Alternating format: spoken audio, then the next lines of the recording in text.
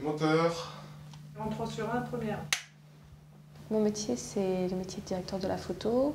C'est un métier en fait qui consiste à faire l'image d'un film, c'est-à-dire de tous les paramètres qui composent une image d'un film de cinéma ou de télévision, à savoir la lumière et le cadre. Ouais, stop, stop.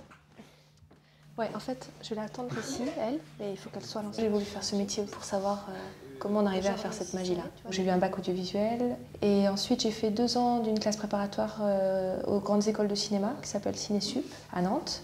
Et ensuite j'ai fait 1 an de fac de cinéma en licence. Ensuite j'ai commencé stagiaire caméra, puis deuxième assistante caméra, puis première assistante caméra.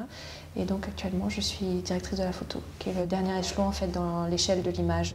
En fait, il y a toute une partie préparation avec le réalisateur. On prépare le plan, on installe les choses, on discute du cadre. On a discuté avant de la lumière et des choix de rendu d'image. Et ensuite, techniquement, je discute avec des gens qui vont m'aider à poser des projecteurs, des gens qui vont m'aider, dans le cas où il y a des travelling par exemple, à installer les travelling, et les assistants caméra quand il y en a. En tournage, après, il y a faire la lumière concrètement d'une image, après avoir défini des choix d'objectifs et de pellicule par exemple. On fait le plan, on fait une lumière qui correspond à une ambiance du film, à une scène, si c'est le matin, l'après-midi. Tout ça doit être combiné en fait pour arriver à donner vraiment l'ambiance qu'on veut, qui va être la plus juste par rapport à l'histoire qu'on raconte. Enfin, le métier de chef opérateur, c'est autant travailler avec des projecteurs qu'avec la lumière naturelle, quoi. Les plus, c'est toute la richesse de faire un métier qu'on aime et donc de ne pas avoir l'impression de travailler finalement.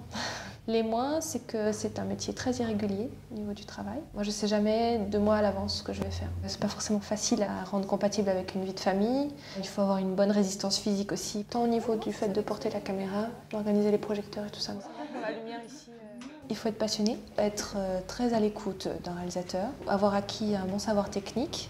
Et je pense qu'il faut avoir un bon esprit d'intuition, savoir rêver en fait. Ça va être peut-être beaucoup dire, mais je pense qu'il faut savoir rêver le plan et savoir imaginer ce que va être le film dans sa continuité.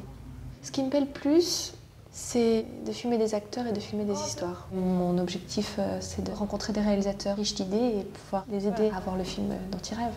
C'est toi qui vas tomber. On y va ?